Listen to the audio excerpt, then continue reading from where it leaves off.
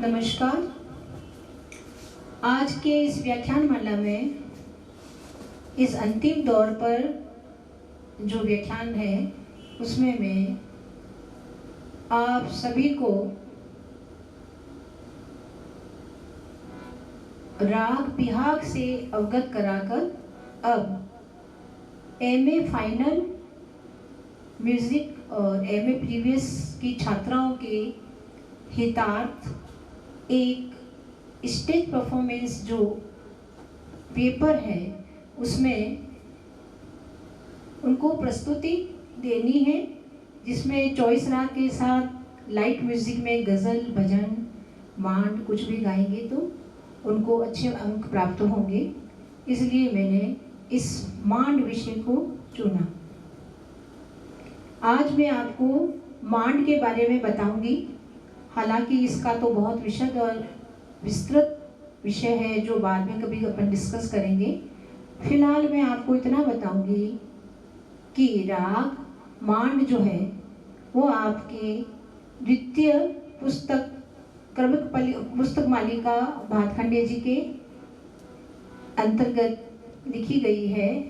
उन्होंने उनका इसमें विवरण भी दिया है और समझाया भी है।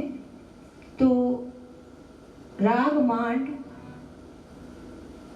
मैं आपको प्रस्तुत करने जा रही हूँ।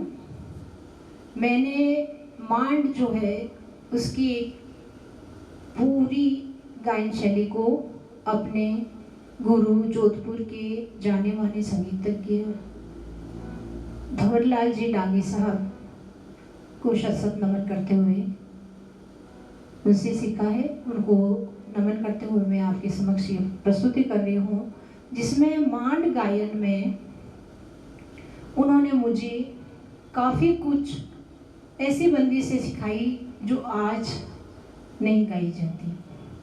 वो मैं बाद में कभी पूरे जितनी भी मुझे गायन शैली सिखाई गई है वो मैं प्रस्तुत करूँगी, परंतु आज समय की व्यस्तता के कारण मैं आपको एक राग मांड के बारे में थोड़ा बताते हुए आगे की ओर बढ़ रही हूँ। राग मांड में सारे स्वर शुद्ध होते हैं और ये सर्वकालिक राग है।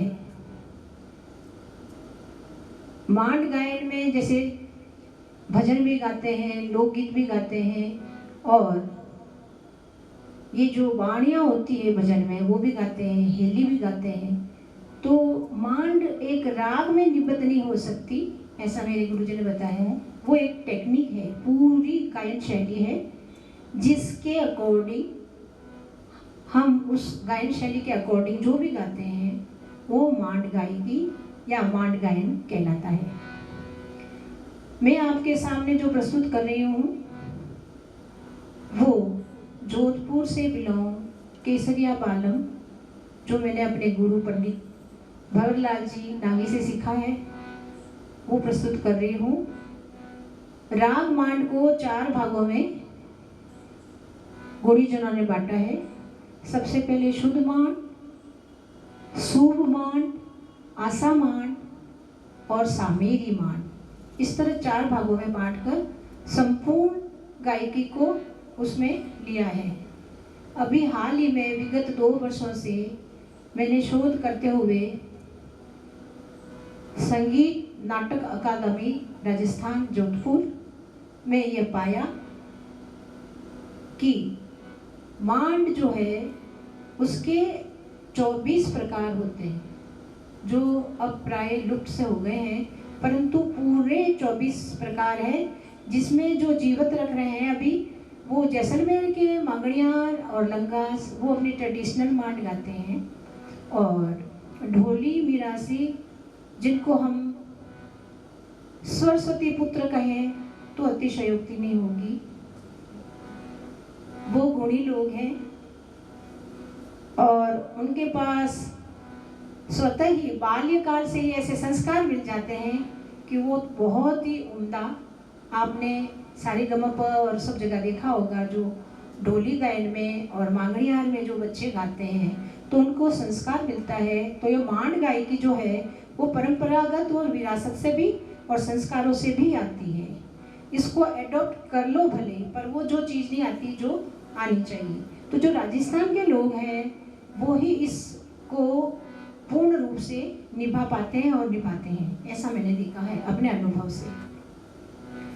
अब मैं आपको आज जो राग मांड सुना रही हूँ वो जोधपुर बिलोंग करती हैं, क्योंकि जिस तरह से हर 10 किलोमीटर के बाद भाषा चेंज होती है वैसे ही लोकगीत में भी चेंजेस आते हैं।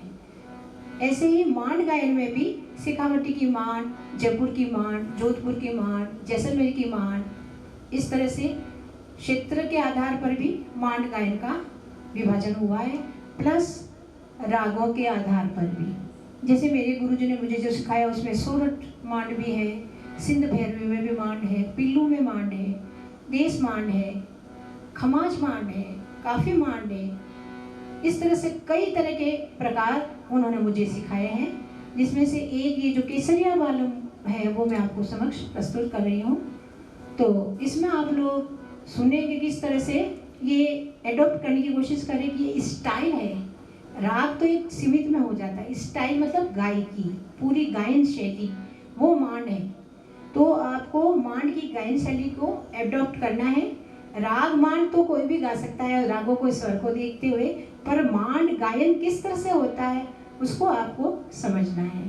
तो प्रस्तुत है राग मांड में मांड गायकी केसरिया बालम आवो नी पधारो मारे देश। ये बहुत पॉपुलर और बहुत सुमधुर मांड गायन है, तो आप सुनिए।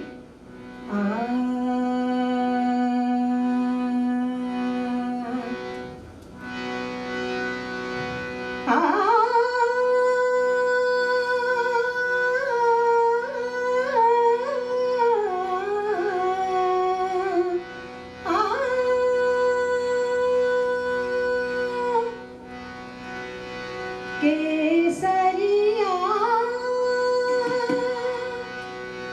बालम